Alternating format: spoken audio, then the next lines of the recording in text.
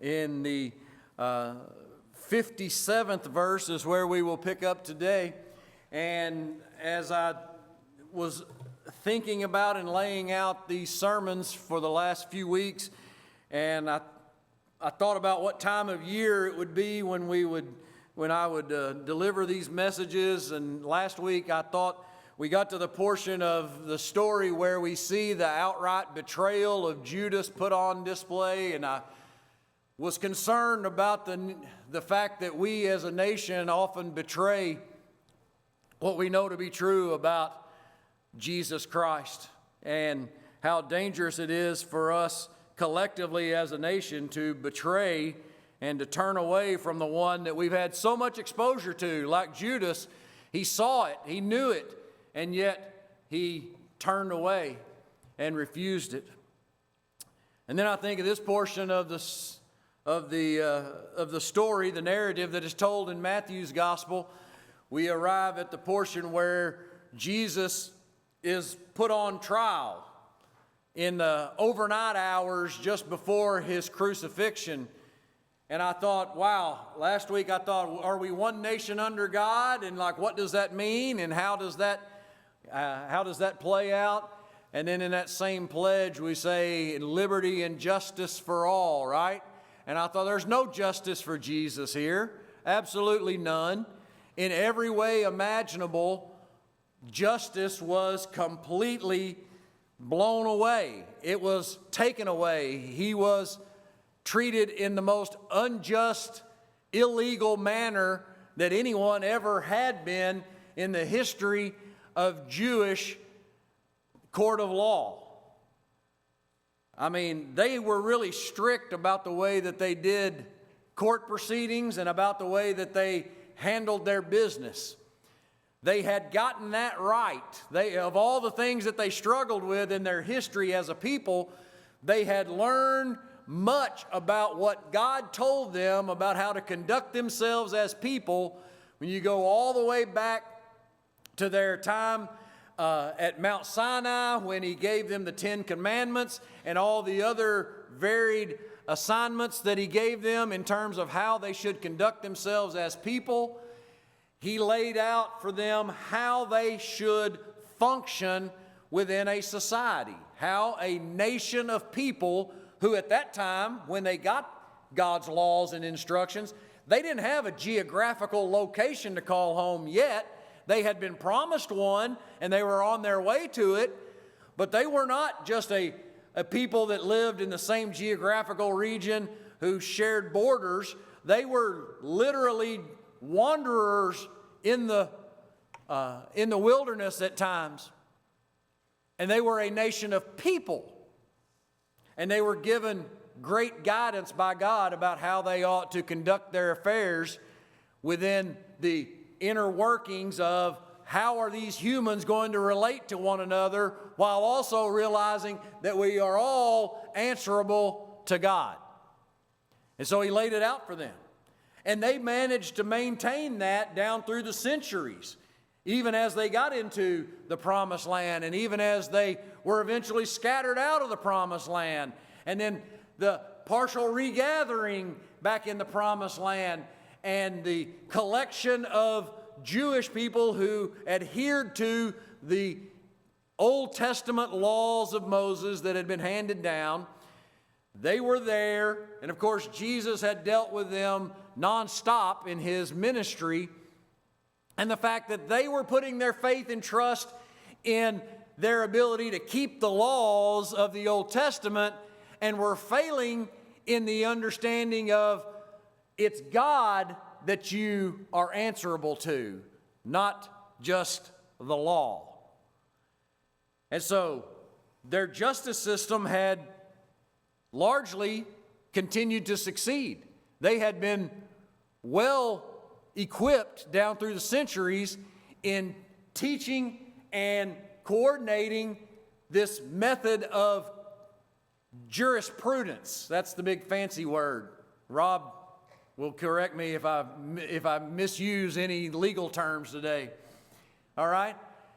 This issue of jurisprudence, which is the sort of the understanding of from the whole scope of somebody being accused, and how do you determine who's right and who's wrong? How do you determine what the punishment is? How do you execute the punishment? They have this very detailed prescription that they are to follow about how that was to work. And by the time Jesus was on the scene, and by the time their jealousy and hatred for Jesus had bubbled over, and by the time they had considered among themselves multiple times how they might get rid of Jesus because everything he's teaching runs counter to what we have currently enjoyed, the last remaining hurdle, you might say, was to get him through our legal system so that we could find a reason to do away with him. Multiple times they had gathered together and got their thoughts together, the Jewish leaders, to determine how they might put Jesus to death. Now, they didn't operate with a system that allowed them to execute capital punishment themselves. But if they could make a convincing enough case and work hand in hand well enough with the Roman authorities, well, the Romans were very good at executing people to the point of death. And so if they could harmonize their laws, their Jewish laws, and their court system, and if they could mesh that together with the Romans, well, they could get rid of Jesus. And they saw an opportunity. It was not an ideal opportunity. We learned at the beginning of this chapter that they were very much concerned about the fact that the Passover had arrived, and there were so many extra Jews in the city of Jerusalem at this moment. And though Jesus had angered them to the point of desiring his death, they decided that it was not best to do it right now because the people might revolt. And so they had it in their hearts and minds that they might wait about a week until everybody had scattered and gone home from the celebration. But the opportunity that they saw in front of them, they just could not pass up. Judas had offered himself as a go-between that would lead them to Jesus in exchange for, "What will you give me?" And they named the price that they would normally pay to purchase a slave. And Judas said, "Deal. I'll get Jesus and set him up, and I'll lead you to him." And he saw the opportunity. And all these things just fall together, not accidentally and certainly not coincidentally. The sovereign hand of God is orchestrating all of this. And so while the devil is desiring Christ to avoid the cross because he knows that if he goes to the cross, what that will bring, the devil is also very much interested in seeing Jesus go to the cross because he'd like to see if somehow he could kill him off and make him dead forever and completely discredited and disgraced. And yet the sovereign hand of God has determined that this is how it all will happen. Your redemption and mine, and the redemption of every person who has ever been saved, would be purchased by Christ being the perfect sacrificial lamb at Calvary on this date. And so now we've crossed over past midnight. It's into the early morning hours. And we're about to see an incredibly illegal and unjust set of trials, actually. There are 6 steps in this whole thing, and we won't get through them today. We'll take into next week and beyond to get through it. There are 6 phases of this trial that they put Jesus through in an effort to make it look legal. or to give themselves some sort of validation, they put him through the court system, yes. But a short list, this is a short list of the various things that they violated in the hours that were about to come.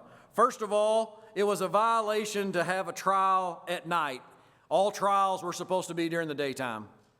And they were supposed to start early enough in the morning that everything that needed to get handled would get handled that day, and you wouldn't have to rush it at the end of the day. So they violated that.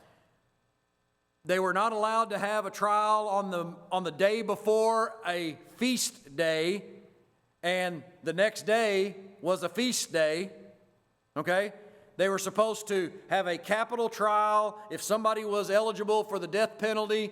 Even if they decided it today, they were supposed to count today as one, wait a full day in between, and then come back the third day to make sure that nobody had acted too hastily in making that decision.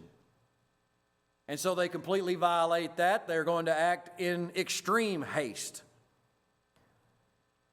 They are not supposed to be able to hand down a verdict of guilty when witnesses cannot agree. And we're going to see that the witnesses could not agree. You're not supposed to be able to hand down a conviction based on someone's self-incrimination. We call it plead the fifth, right? You don't have to testify against yourself. Well, they already had that in place. They didn't have a Bill of Rights, but they had a system that said no one could be convicted based on their own confession. It had to have at least two other witnesses who got their story straight. Their conviction was never based on their own personal confession. And yet, that's what they attempt to do with Jesus. They were never supposed to have any legal proceedings anywhere other than on the temple grounds, where they had a special assembly hall that would allow the public to come in and to watch, because they were very much concerned that justice not be conducted behind closed doors or in dark shadows. And so they were always very much interested in doing it out in the open in the daytime, and it was available for people to come and keep an eye on them to make sure that their rulers were conducting themselves and carrying out justice correctly. Jesus' trials are going to take place in people's houses in the dead of the night. And naturally, of course, when someone was put on trial, they were supposed to call witnesses. The person who made the original accusation would be considered the prosecutor. The person being put on trial was always granted legal counsel so that they not have to testify for themselves or speak for themselves. They had legal counsel offered to them to speak on their behalf. The prosecution would be a separate person. The prosecutor would be separate from the judge and the jury and the executioner. If the person was found guilty, the person in charge of executing the sentence, the death sentence on someone, was the witness themselves. So if you were one of the witnesses that was called and it was determined that your testimony was true and the person is now sentenced to death, you and the other witness, and maybe there was a third witness at times, the three witnesses were in charge of executing the punishment that would put them to death. That's how seriously they took it. That if you gave testimony, you knew that if that person was convicted, you would have to be the one to cast the stones to put them to death. Had it lined up so you wouldn't want to falsely testify against your neighbor, would you? But even more than that, Even if you like the idea of being the executioner, if you gave a testimony and if it was determined that your testimony was false and the person was acquitted, the giver of false testimony would now be put to death. That was to guarantee that you don't go up on the stand and promise to tell the truth and then get up there and not tell it. You, whatever punishment was on the line for that accused person, if you were found to be lying in testimony against that person, then you would receive the punishment that you were desiring for that person. Now, all of that to say this: Jesus is treated with the utmost contempt. No one has ever had a more illegal and unjust trial, and I don't care which one you've watched a documentary about. And yes, we know that justice often is perverted and is not carried out in a human court of law. But the perfect, sinless Son of God was put through the most illegal and unjust trial that anyone has ever been put through. He was perfect. Of course they could find no charge against him.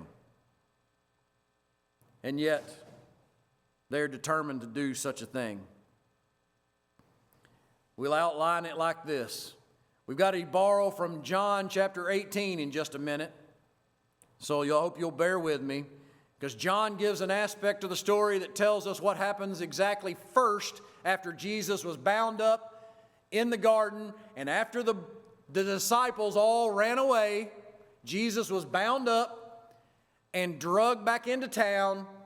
We'll tell what meeting he has first, and then he is taken to a gathering of dozens of people who hold his fate in their hands.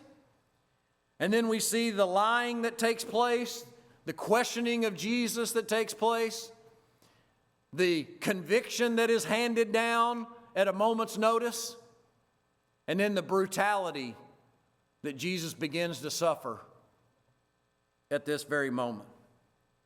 So if you'll go with me now, I've spent way too much time leading up, but here we go. Matthew chapter 26, we begin in verse 57. Okay, we begin in verse 57.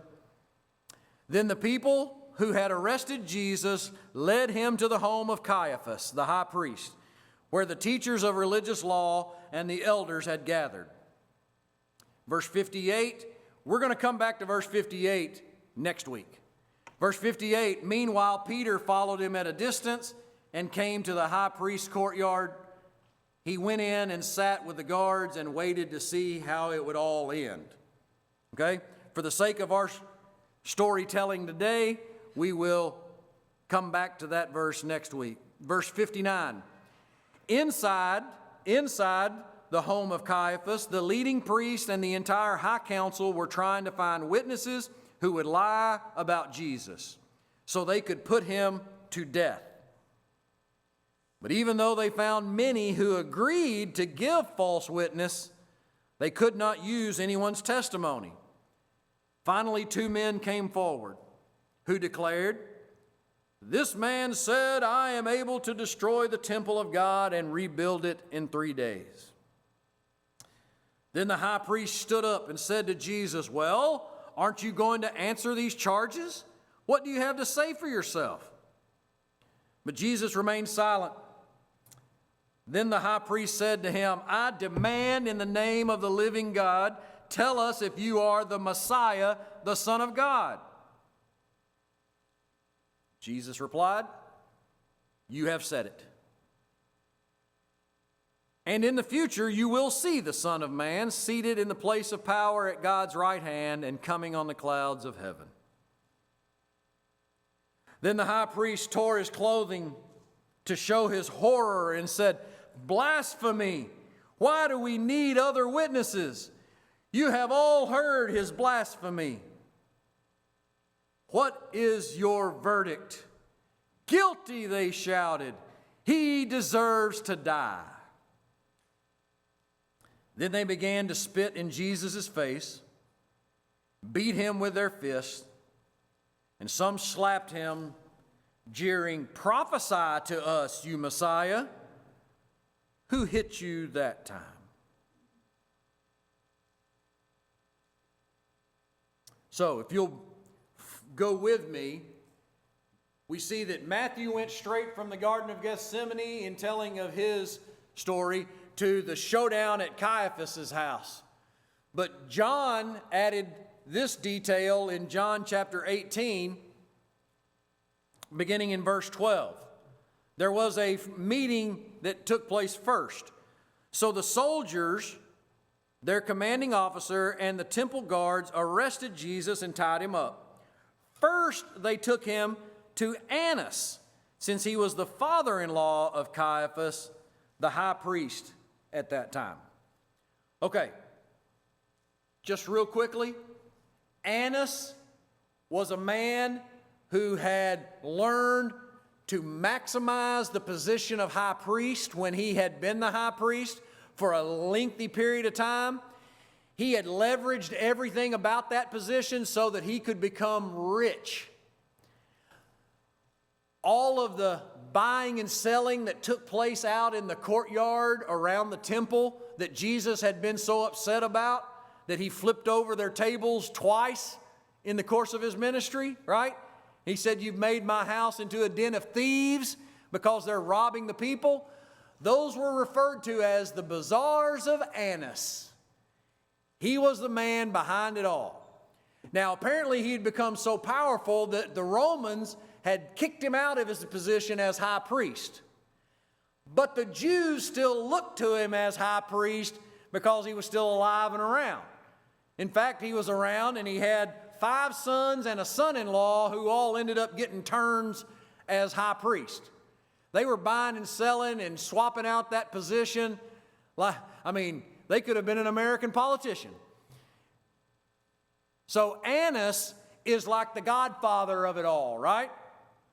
And they run to him first, and he'll give us the indictment that we need. We need something to pin on Jesus, and he'll give it to us. And so they drag him to Annas first, while the rest of the guys are gathering, the Sanhedrin, which was the group of 70 men, plus the high priest Caiaphas. That gave them 71 men who were like their big Supreme Court, okay? They were gathering at Caiaphas' house. They drag him to Annas, and they want Annas to give something that we can use as an indictment against Jesus. We got to have some charge that we can stick to him, and then we'll drag him over there and we'll convict him with the Sanhedrin, okay? Verse 19 of John chapter 18 says that inside the high priest began asking Jesus about his followers and what he had been teaching them.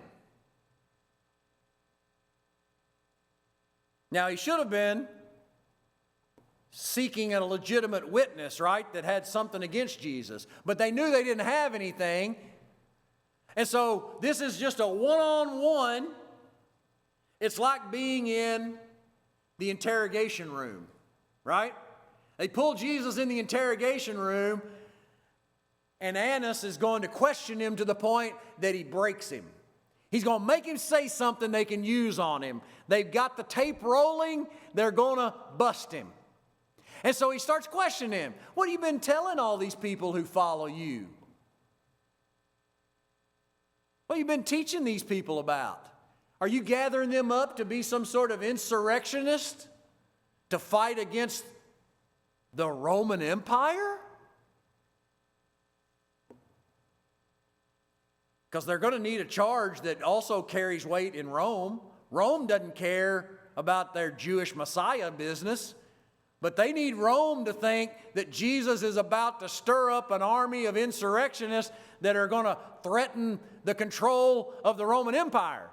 So they got a multitude of options that they've got to be able to fulfill all of them. So he says, what about your followers? What have you been teaching them? Going to let Jesus incriminate himself, right? It's after, I've given you all the reasons that they're violating all of their rules of conduct. Because when you want something bad enough, when you want to be rid of Jesus, you'll cross any line. You'll cross any line of conduct when you don't want what Jesus is. So verse 20, Jesus replies, everyone knows what I teach. It's public record. I have preached regularly in the synagogues and the temple where the people gather. I have not spoken in secret. Everything that I am is public record.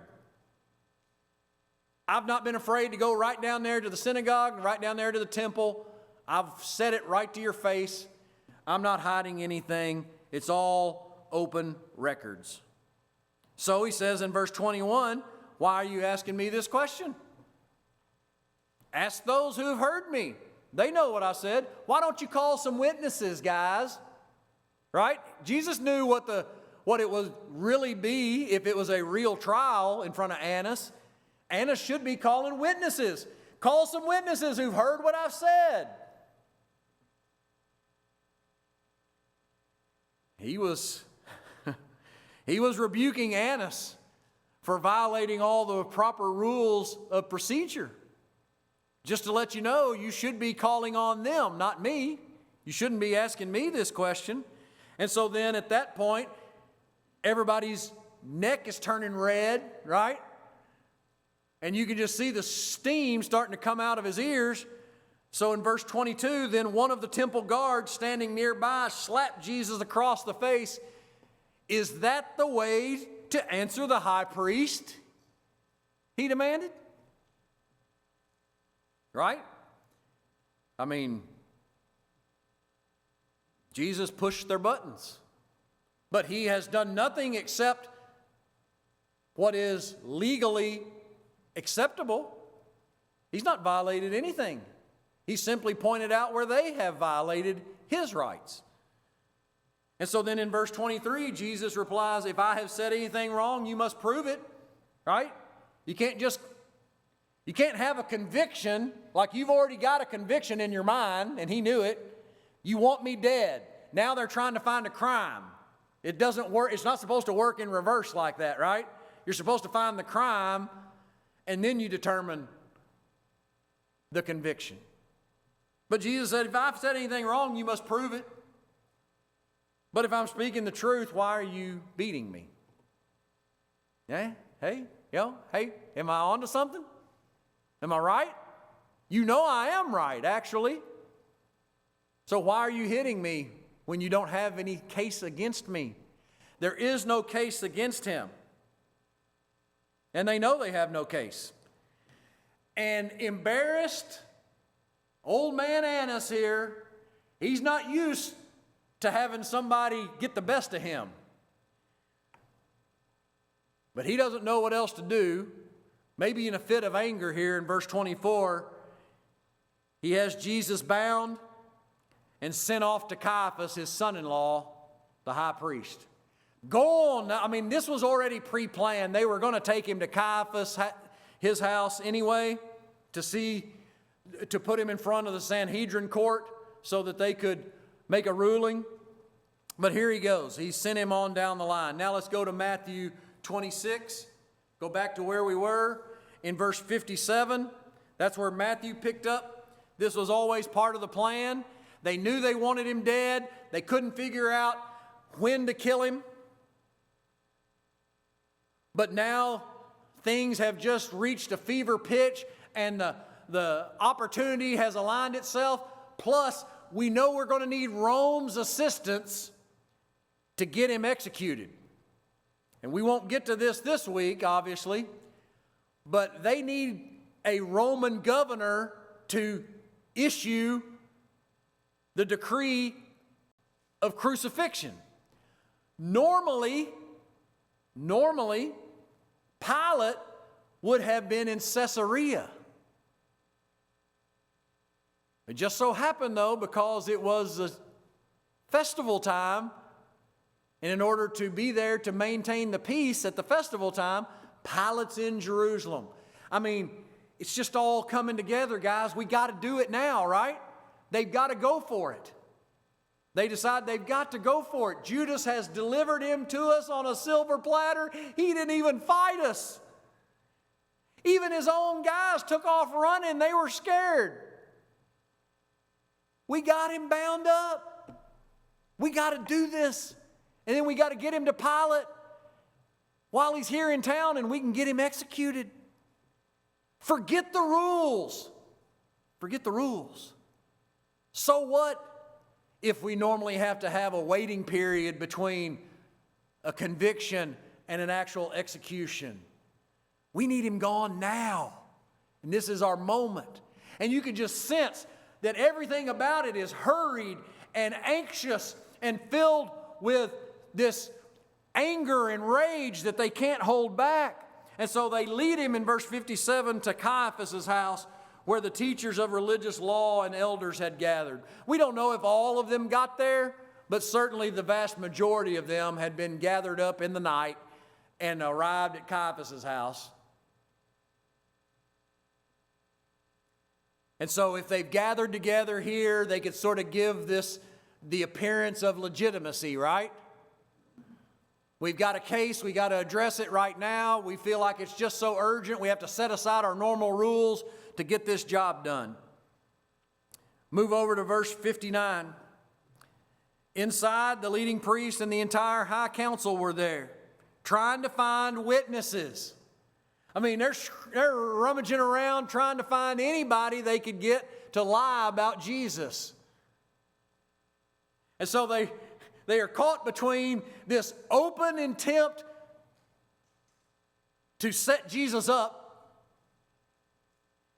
and this, they are the most dignified people in all of Jewish society, and so they're trying to somehow at the same time conduct themselves in a dignified manner where they're over here whispering about, would you testify against Jesus? I don't care, just make something up. Just say something that'll make it obvious that he needs to die.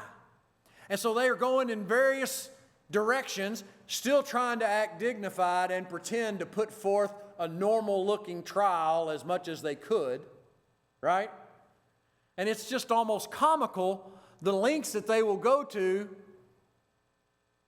make it appear that they are justified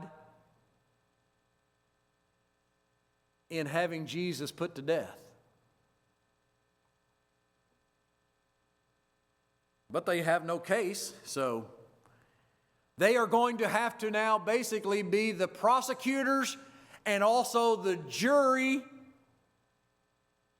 and the judge of his case. Obviously, a conflict of interest. But what do they care at this point? Verse 60. The lying starts to build. Even though they found many who agreed to give false witness. Well, that says something about society, doesn't it? That says something about the culture of any society. Is that apparently some bribes were offered, some sort of favors were promised, or something. Either that, or just the opportunity to be in on the biggest thing happening. They found many that agreed to give false witness. Now keep in mind what I told you about false witnesses. If you were found to be a false witness, then you received the punishment that you were trying to get for that other person. So if somehow this all backfired on these people and it was proven that they lied about Jesus, then the death sentence that they wanted for Jesus, if they actually carried it out, if the court actually did what they were supposed to do and found Jesus innocent, not guilty, then they themselves would be put to death. I think they were promised that there is no way will you be found as a false witness. Something must have reassured them, right? Nevertheless, this is what people will agree to do, whether it's for bribes, whether it's for attention or whatever, or power or prestige, popularity. turns out they couldn't even use anybody's testimony. I mean, they couldn't find even two people who could put the same story together. And so then they found a couple that got close, and they decided to just count it. In verse 63, they had found two men. This Mark chapter 14 tells this same story. Two guys finally declared that this man said, "I'm able to destroy the temple of God and rebuild it in 3 days." They were quoting Jesus from John chapter 2, and they didn't even quote him right. He said, you will destroy this temple. He was talking about himself. He said, you will kill me. You will destroy this temple, and I'll raise it up in 3 days. They took it that he was saying, he's threatening to tear down the temple, and he says he can rebuild it in 3 days. Close enough. Somebody else said the same thing a minute ago. So these combined testimonies make a mockery of the trial, which was already a mockery. They didn't get their story straight. They didn't quote Jesus correctly. And so now we arrive at verse 62. And the high priest stood up and said to Jesus, "Well, aren't you going to answer these charges? I mean, you're going to let them say that you said you could tear down the temple and build it right back in 3 days. First of all, why would you tear down the temple? But who do you think you are to think you could rebuild it in 3 days? Are you going to answer those charges?" Now, keep in mind that those charges were charges of, "I heard him say." That is not actually even a crime. Saying something was not a crime. But, again, that's the best they could come up with at this point. Well, aren't you going to answer these charges? What do you have to say for yourself? Jesus remained silent in verse 64. I'm not answering charges that aren't even real charges. They're not even crimes that I'm being charged with. And so at this moment, Jesus is the Lamb of God, Isaiah 53, the one who is quiet before his shearers.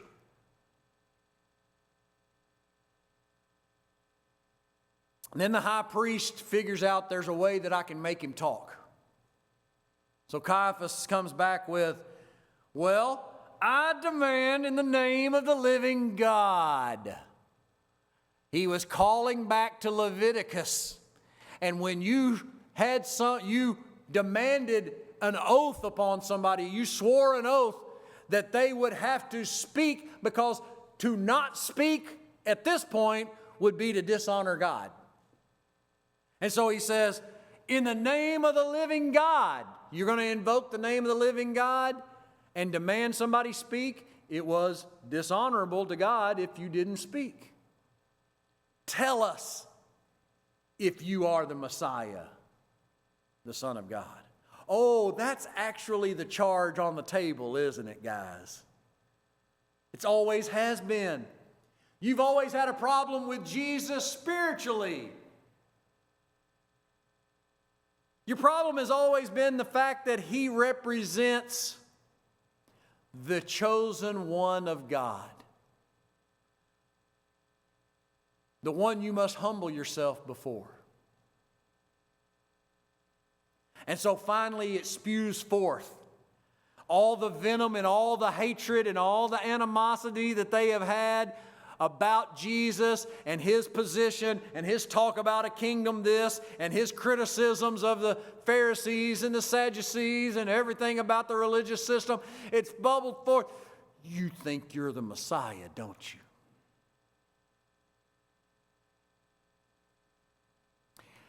And he puts him on the spot and says, you must speak. I'm putting you under oath of the living God.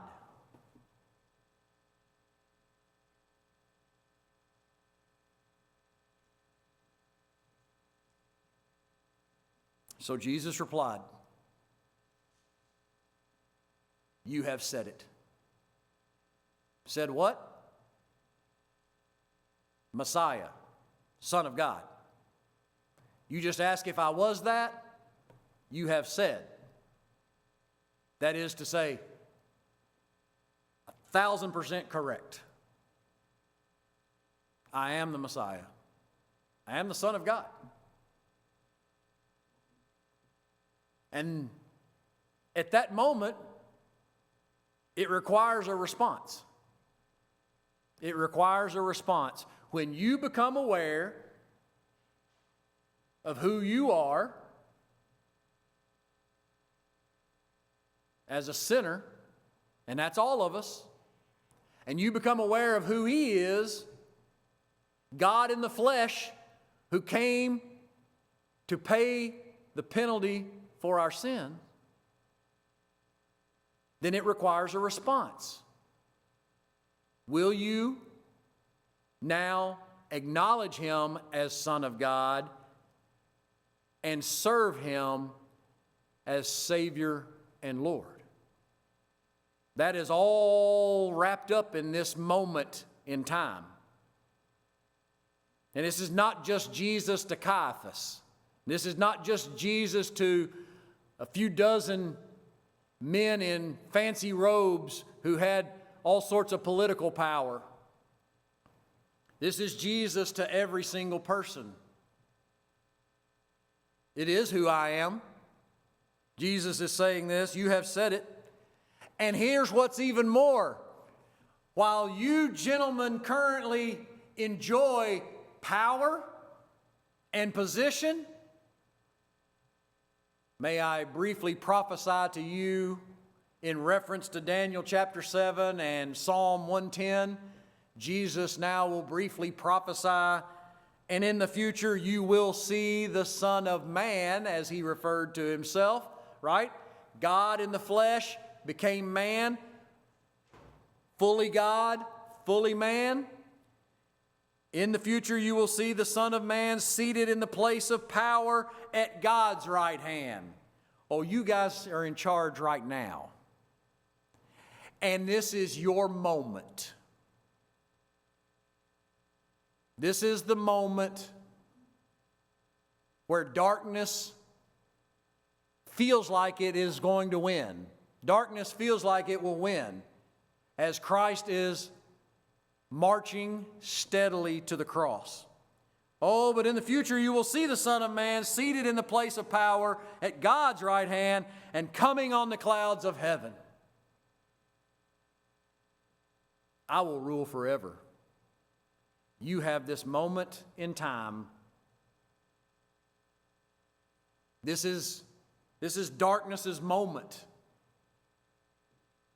where Christ is pushed through this illegal, unfair, unjust trial, convicted of crimes that He never committed.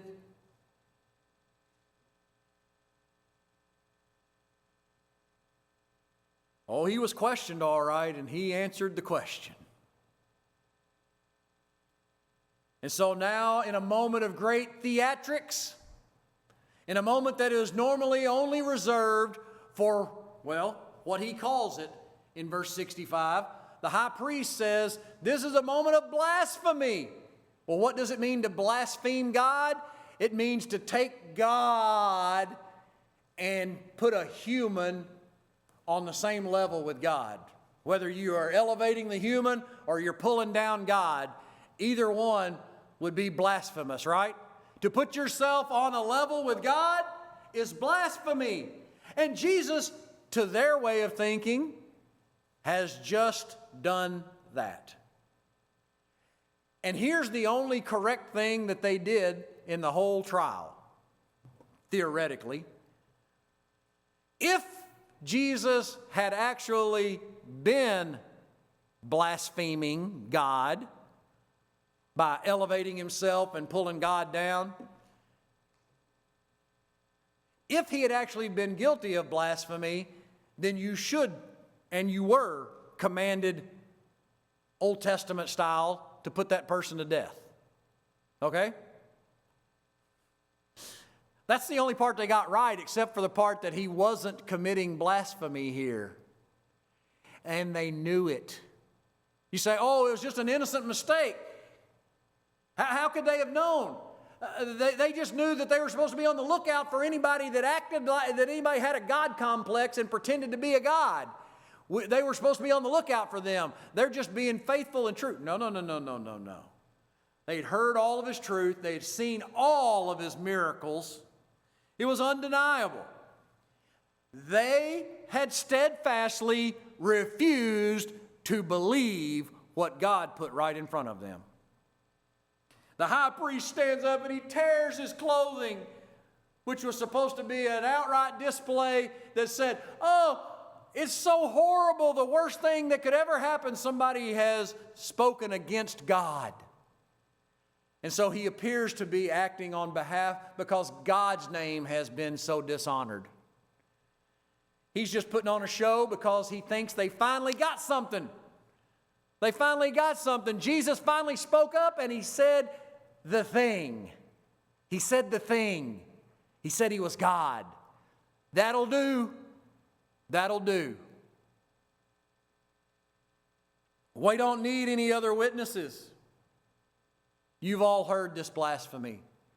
Hey, forget those two witnesses before that were kind of close to getting their stories straight that we were going to use. We don't even have to use their witness anymore. We don't have to use their testimony anymore. You all just heard him commit blasphemy. He claimed to be equal with God. And so, gentlemen, what is the verdict? Verse 66. Guilty! It's easy. They shouted that. He deserves to die because that's what you do to somebody guilty of blasphemy. And so the question always comes back to this. It's the same one today. Is Jesus telling the truth or not? What will you do about the claims that Jesus made? He claims to be God. Right? So how will you personally respond to the claims of Jesus? They said, he's a liar, a blasphemer. He's mocked God. We should kill him. That was their response. And they were just simply mimicking the response that Satan would author. Hoping to kill Jesus off, knowing it was something that he couldn't do. And we'll see more about this in days to come as we look deeper in the story. But the first steps there at Caiaphas' house of the brutality that Jesus suffers, they began to spit in his face. The most dignified men in all of Jewish society have now done the most disrespectful thing that could be done in Jewish society, to spit on someone. They beat him with their fists. They slapped him. Over in Mark and in Luke, their account tells us that they blindfolded him so that they could slap him and then mock him by saying, hey, wise one, why don't you prophesy and tell us who's hitting you? Since you claim to know everything, since you claim to be God.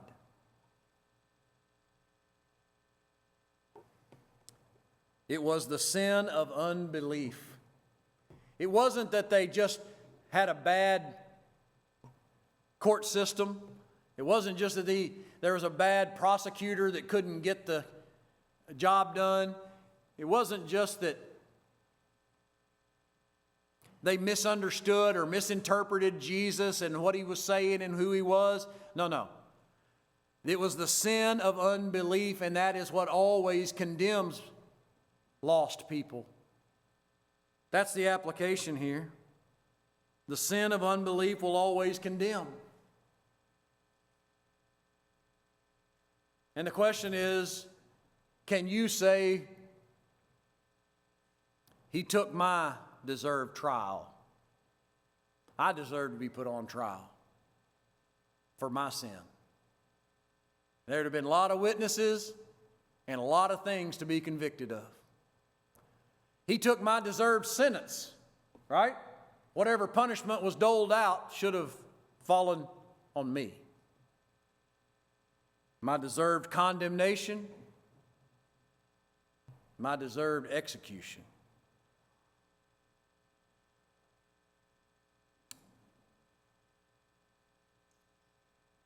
What have you done with Jesus? Well, there's no justice for Jesus here, but he is justice. And he justifies the unjustifiables who will call on him for salvation. Father, we thank you for your word. We thank you for the truth as presented. We pray, Lord, it has been honored, and we trust it to do its good work in the lives of the ones who have heard it. In Jesus' name we pray.